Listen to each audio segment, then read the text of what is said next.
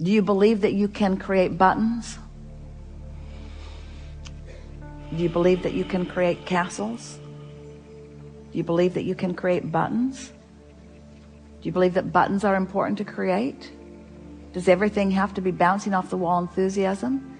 Is there power in satisfaction? Do you like molding the clay of your mind deliberately? Do you think that you need to think more or rest more? Do you think that you need to try harder or try less?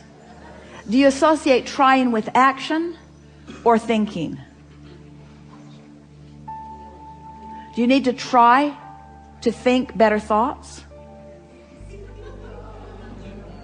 It was a trap. Do you need to try to think better thoughts? Or do you need to relax into better thoughts? Will the better thought come in the relaxation? Is the better thought already there? Is the better thought a manifestation that will flow into your grid if you will allow it? So, do you think that you get more done with your long list of things you need to do? Or do you get more done by allowing yourself more leeway? If we were standing in your physical shoes, we would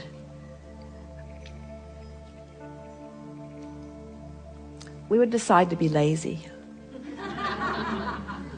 We're reaching for the perfect word. We would decide to be lazy for a little while. Because in your giving yourself permission to be lazy, you're giving yourself permission to allow your grid to fill in with everything that you've already chosen and put into your vortex. The word lazy has an unpleasant connotation, doesn't it? Because it's humans measuring themselves against other humans based upon a flawed premise. And the flawed premise is, the more you do, the more you're worth. And that is the most flawed of all flawed premises. I'd like to give you the premise that is at the basis of your universe. The better you feel, the more you allow. You could not be more deserving. You came as deserving beings into this time-space reality with powerful and clear intent. You've been mixing it up with others and defining what's important, not only to you personally, but important to you on behalf of others. You've included in your vortex the well-being of many others. In some cases, mass consciousness. In some cases, a community. In some cases, a family. But you've included in your vortex a desire for the well-being of far more than your personal self. But it is necessary for you to tend to the well-being of your personal self in order to be a productive advocate for the well-being for anyone else. In other words, you cannot give, or you cannot extend, or you cannot punctuate, or you cannot accentuate, you cannot assist anything that you are not already feeling. Which means, if you are wanting in an altruistic way to be of advantage to everyone you know, you first have got to find a way to be of advantage to yourself. Which means you want to carve out more time to be nicer to yourself. More private time. More time under the bridge. More time where others are not telling you what to do. More time when you are satisfying your own personal intention for things. If we were standing in your physical shoes and someone were to ask you to do something, we would stop in the middle of the request and we would evaluate it completely, and we would say to them, I sincerely desire to accomplish this request that you are offering, and it is my expectation that I will be able to do that since I am in this relationship with you and you are requesting it of me, employer or mate or parent or child or whoever it is. It is my expectation that I will be able to accomplish this. I just have to insert one thing in the foreground of this request. I will accomplish it for you as long as I can first accomplish ease for myself in the process. I really want you to ponder that a little bit. Esther, on one of the earlier cruises, made sure that everyone received an easy button from Staples. Everyone got one. And Esther found a box of them in the attic the other day, and she spread them all around her house because she wants to amplify the ease of things, not the hardness. She wants to no longer justify the well-being that flows to her by pointing out how hard she's working in relationship to others. She wants to emphasize the well-being that's flowing to her by remembering the vibrational alignment that she is achieving. If we were standing in your physical shoes, we would do these things every day, and then anything else that you have time for. We would meditate for 15 minutes every day, which means we would quiet our mind with the simple intention of allowing our cork to float. We would go outside no matter what the weather, and we'd move around in it in appreciation of this planet. We would look up and around, and we would find things to acknowledge, and we would talk about them right out loud. Esther walks through her gardens and says to everything, "You are my favorite. You are my favorite. You are my favorite. You are my favorite. You are my favorite stone on the pathway. You are my favorite bird in the tree. You are my favorite flower in bloom. You are my favorite flower not in bloom. You are my favorite tree. You are my favorite bush. You are my favorite frog. You are my favorite frog. You kept me awake all night, but you are still my favorite frog." In other words, so first thing, meditate. Second thing, spend more time outside. Third thing, we would buy a notebook. We would call it My Book of Positive Aspects. And we would fill at least 3, 4, 5 is even better, pages of positive aspects. 5 different subjects, and write the positive aspects of it. Training your vibration into that upward place.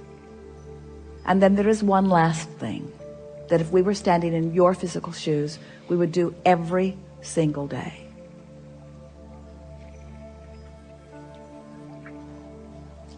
We would look upward and outward. It's best if you do it outside or standing at a window. And we would acknowledge that there are universal forces that are focused right at you. We would acknowledge by calling it by name, if you have a name that you like. And we would say, "I acknowledge that I am the object of your positive attention, and I'm appreciating your continual gaze on behalf of my well-being. And today, no matter where I am, no matter where I am going, no matter what I am doing, and no matter who I am doing it with, I will be in conscious awareness that you too are there with me, appreciating me, supporting me, assisting me, acknowledging me, inspiring me, guiding me, having fun with me, acknowledging me, supporting me, assisting me, inspiring me, helping me, guiding me, aware of me, loving me, showing me, inspiring me, guiding me, helping me, uplifting me, showing me." Get into an endless loop of that acknowledgement and watch what begins to happen in your life as soon as this day. Your vortex is filled to the brim with specific requests that you have put there and that you are deserving of the realization of. And it's time for those realizations to be flooding into your experience at a rate that will astonish those who surround you. It's time for you to remember what you've put there. and to bring it forward active into your today experience. We've been talking to you all day from our appreciation of who you are.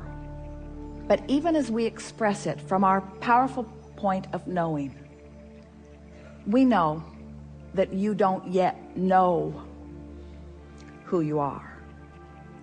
You don't, for the most part, understand the important role you play in the expansion of all that is. We stand as the beneficiaries of all of the vortices that you have accomplished, and we revel in them. But it is our powerful desire that you now, here in your physical bodies, allow yourselves to be the recipients of the physical manifestation of those things that you have put there. Because that was the plan. You didn't say, I'll go forth and fill up a vortex full of things that I care about and deny myself of the realization of them. You said, I'll go forth and I'll experience the fullness of that, you see.